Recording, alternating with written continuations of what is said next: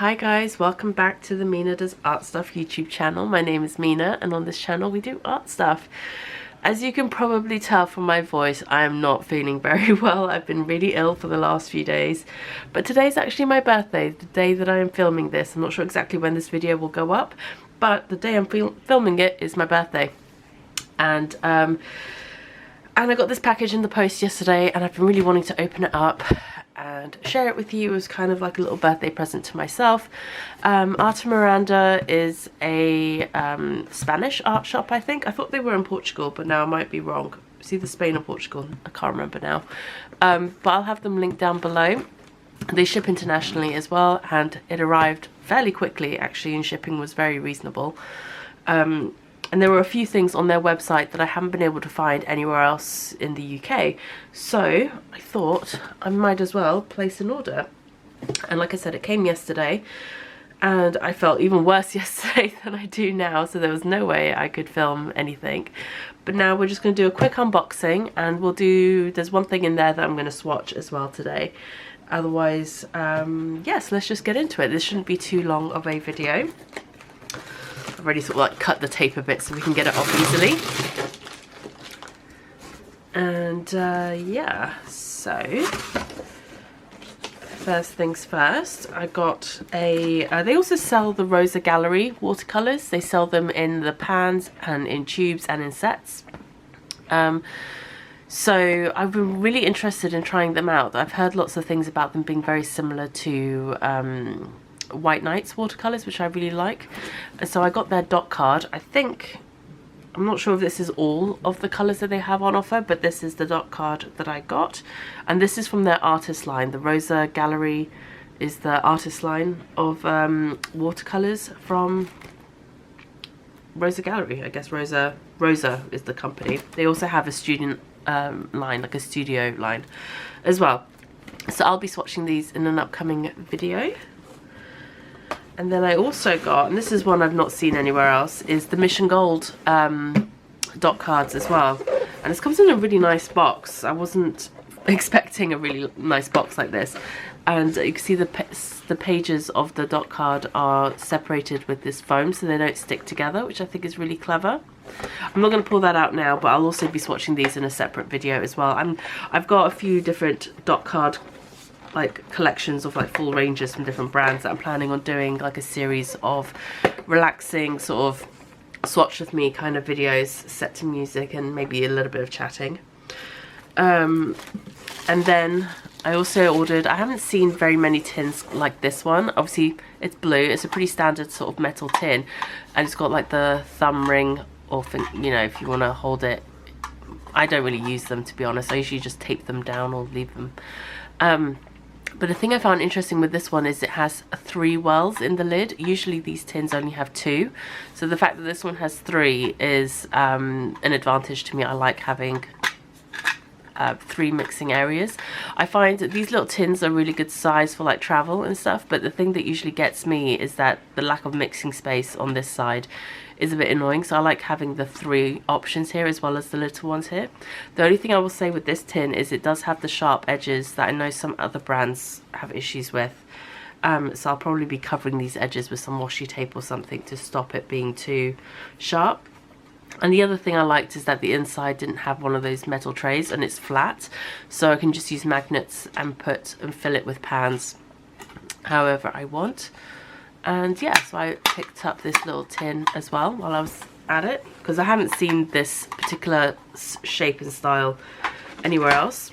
And the other thing that I got was the Neva palette, or Nevskaya Palitra Sonnet watercolors. This is the St. Petersburg brand that do the White Nights, but they also do their student range, which is called Sonnet.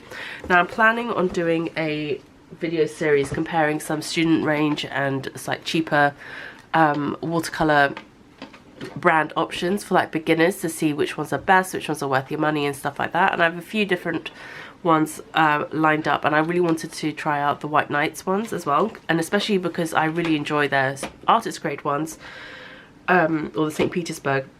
I really enjoy the White Nights artist grade watercolors, and I wanted to see how different they are to the Sonnet.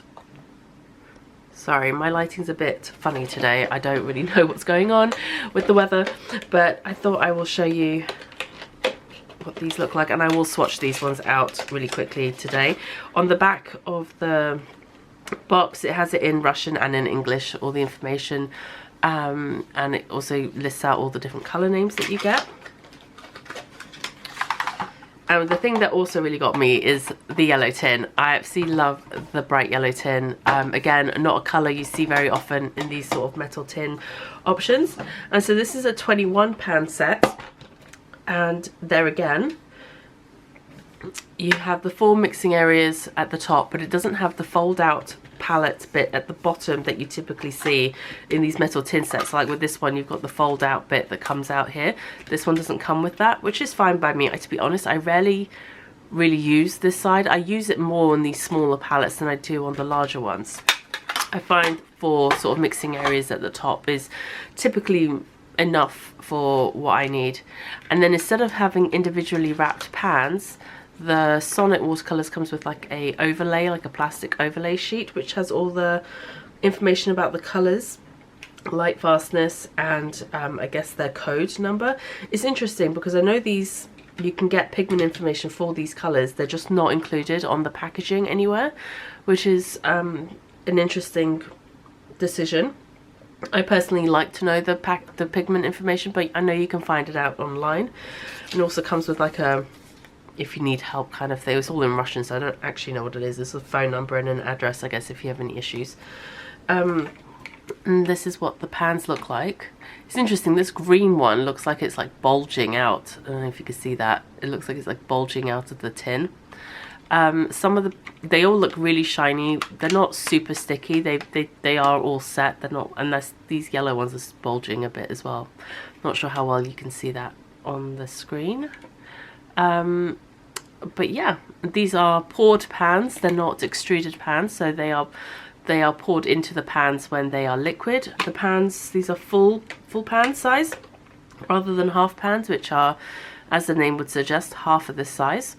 And you get 21, so you have 7 in each row. And this is the other thing that's unique about this palette is oh, it's a bit, all right, I have to clean the inside of that. It's a bit dirty, but it's fine. It's probably just bits of paint. With these palettes, it's really typical to just have 2 rows and nothing in the middle, but they've sort of spaced it out enough so that you can squeeze in 3 rows of full pans, which I think is really quite clever.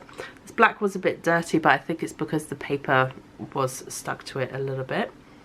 And then the way you want to use these metal pans is you want to make sure these tabs are pulled in a little bit so you can get a nice click when it goes in, and then it's held in place. It's not going to pop out really easily.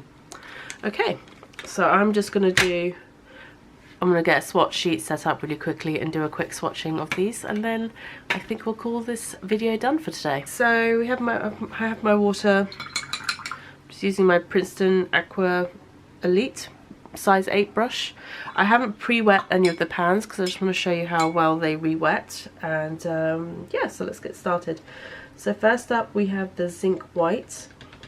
I personally don't use white very often in watercolor. I sometimes will use some white gouache for highlights, but typically with watercolors you'll be leaving the white of the paper as your white, and zinc white isn't really that opaque, so it's not even all that useful as a white in that regard.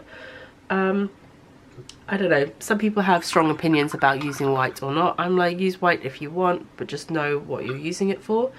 And I personally don't think it's great for beginner sets to have white in them, because it's good for beginners to learn some of the more traditional ways of using watercolors before they start experimenting with other things.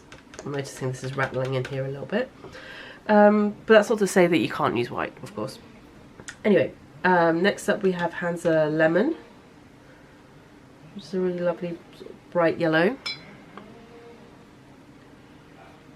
sort of lemony colour, as the name would suggest.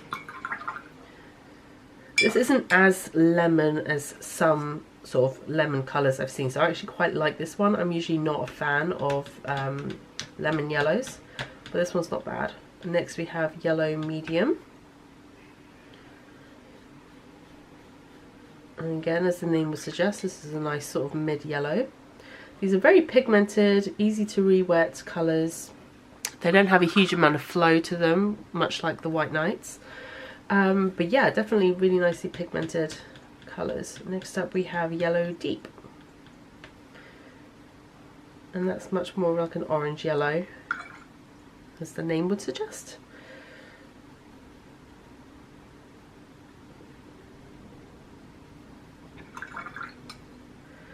Next up we have gold ochre. Again, they re-wet really easily, super pigmented, you don't have to work too hard. This one's fairly transparent. They all feel fairly transparent, to be honest.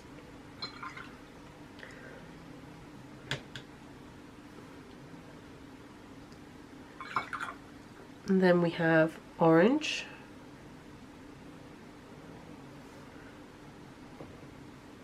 It's really lovely, sort of bright orange colour.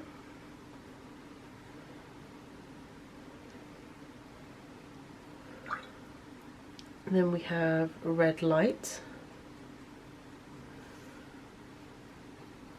It's a beautiful sort of almost slightly pinkish red, which is quite nice. It reminds me of like a quinacridone red sort of colour. Then we have carmine, which is a lovely sort of pinky red colour.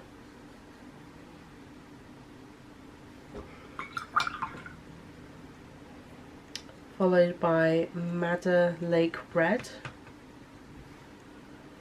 This is like, oh, it's almost like a violet sort of shade. It's a very pink, very sort of purpley pink colour. This Madder Lake Red is a very different shade to the Madder Lake Red light in the White Nights range. That's a very different one, very different colour hue. Then we have Azure, which I think is like a phthalo. Yep, that looks like a phthalo blue green shade. Apologies if there's some random cuts and stuff in the video. I'm going to try and cut out any time I'm coughing or sneezing. Then we have Ultramarine Light, which is a fairly standard colour in most beginner palettes. That's a nice shade.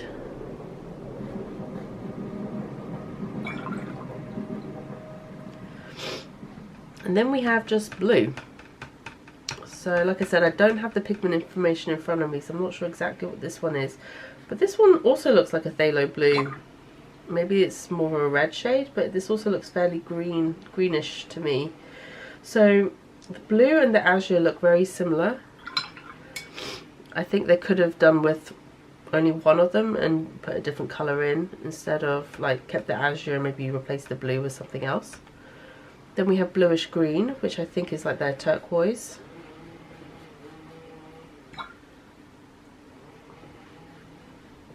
That's a nice colour. And then we have violet light. Doesn't have the, it's pretty fugitive, this one, based on their own ratings. It's only got a 1 star. And it's a pretty colour.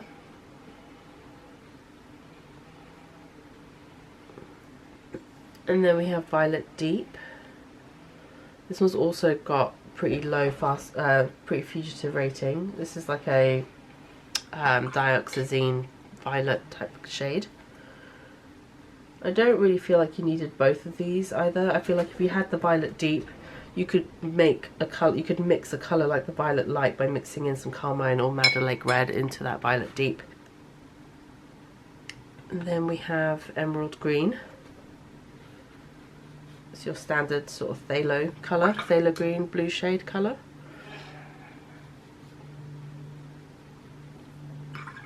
Next we have Sap Green, which is this one that's bulging, which I actually don't mind having more of this because I like Sap Green, but this is a very sort of yellowish green colour, more so than I'm used to with a Sap Green. So yeah, this is not what I would call a Sap Green. I'd call that like a yellow green. Sap green is usually a bit darker, a bit more, has a bit more red in it. Then we have green deep. This one also has a lower light fastness rating, and I think this is like their Russian green, like the PG8 that they have in their White Night set. And yeah, this looks like the same sort of colour. And this is slightly darker version of what I would consider a sap green. So this sort of washed out bit here is a bit more akin to a sap green that I'm used to. Then the last three colours, we have burnt sienna. It's not a bad shade of a burnt sienna.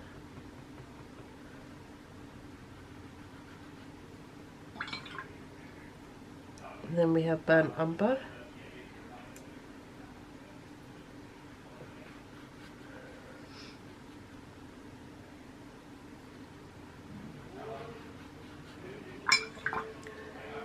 And finally, lamp black.